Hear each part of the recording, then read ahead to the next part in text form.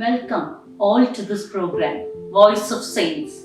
Today, June 17th, our Holy Catholic Church celebrates the feast of Saint Nicander and Marcian. These saints, as appears from the circumstances of their acts, suffered under Diocese and probably in Mukkad, a province of Illyricum, under the same governor who condemned Saint Julius, though some modern place their martyrdom at Vinitha, at present in the kingdom of Naples. They had served some time in the Roman troops, but when the edicts were everywhere published against the Christians, foregoing all expectations from the world, they forsook the army. This was made a crime in them, and they were impeached before Maximus, the governor of the province. The judge informed them of the imperial order that all were commanded to sacrifice to the gods. Nicander replied that order could not regard Christians who looked upon it as unlawful to abandon the immortal God, to adore wood and stones. Daria, the wife of Nicander, was present and encouraged her husband. Maximus, interrupting her, said, "Wicked women, why would you have your husband die?" "I wish not for his death," said she, "but that he live in God, so as never do die." Maximus reproached her that she desired his death because she wanted another husband. "If you suspect that," said she, "put me to death first." The judge said his orders did not extend to women, for this happened upon the first edict which regarded only the army. However, he commanded her to be taken into custody, but she was released soon after and returned to see the issue of the trial. Maximus, turning again to Nicander, said, "Take a little time and deliberate with yourself whether you choose to die or to live." Nicander answered, "I have already deliberated upon the matter and have taken the resolution to save myself."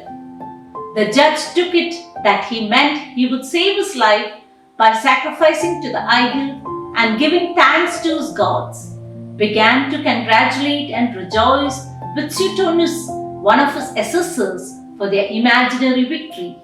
But Nicander soon undeceived him by crying out, "God be thanked," and by praying aloud that God would deliver him from the dangers and temptations of the world. "How now," said the governor, "you but just now desired to live, but at present you ask to die." Nicander replied, "I desire that life which is immortal, not the fleeting life of this world. To you I willingly yield up my body. Do with it what you please. I am a Christian." "And what are your sentiments, Marcian?" said the judge, addressing himself to the other. He declared that they were the same with those of his fellow prisoner. Maximus then gave orders that they should both confine in the dungeon, where they lay 20 days, after which they were again brought before the governor, who asked them if they would at length obey the edicts of the emperors. Marcian answered, "All you can say will never make us abandon our religion or deny God. We behold him present by faith and know whither he calls us. Do not, we beseech you, detain or retard us, but send us quickly to him, that we may behold him who was crucified, whom we stick not to blaspheme, but whom we honor and worship." The governor granted their request, and excusing himself by the necessity he lay under of complying with his orders, condemned them both to lose their heads. The martyrdoms expressed their gratitude and said, "May peace be with you, O most clement judge." They walked to the place of execution, joyful and praising God as they went. Nicander was followed by his wife Daria with his child, whom Papian brother to the martyrdom, Saint Pancras, carried in his arms.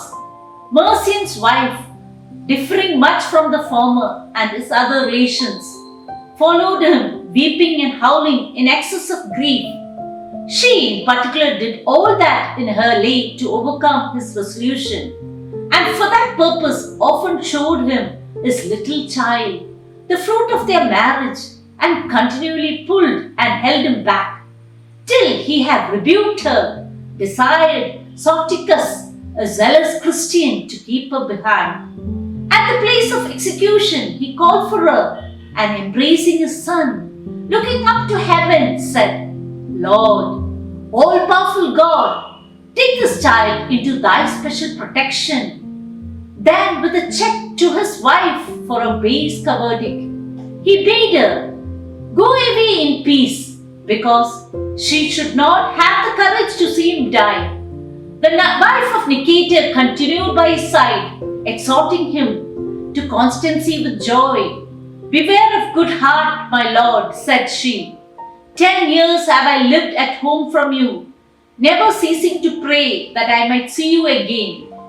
Now am I favored with that comfort, and I behold you going to glory, and myself made the wife of a martyrdom. Give to God that testimony you owe to holy truth, that you may also deliver me from eternal death, meaning that by his sufferings and prayers he might obtain mercy for her.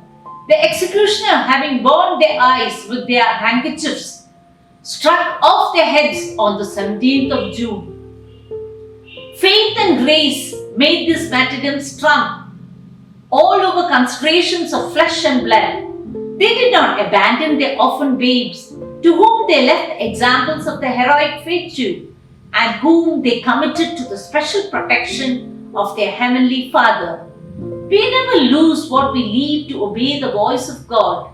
When we have taken all prudent precautions and all the care in our power, we ought to commend all things with confidence to the divine mercy. This ought to banish all anxiety out of our breast.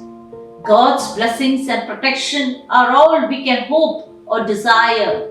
We are assured He will never fail on His side, and what can we do more than to conjure Him never to suffer us by our malice, to put any obstacle to His mercy? On it all our reliance for the salvation of our own souls. How much more ought we to trust to His goodness in all other concerns. On behalf of Saint Fans Association, I wish a happy feast to Saint Nicander and Marcian. Amen.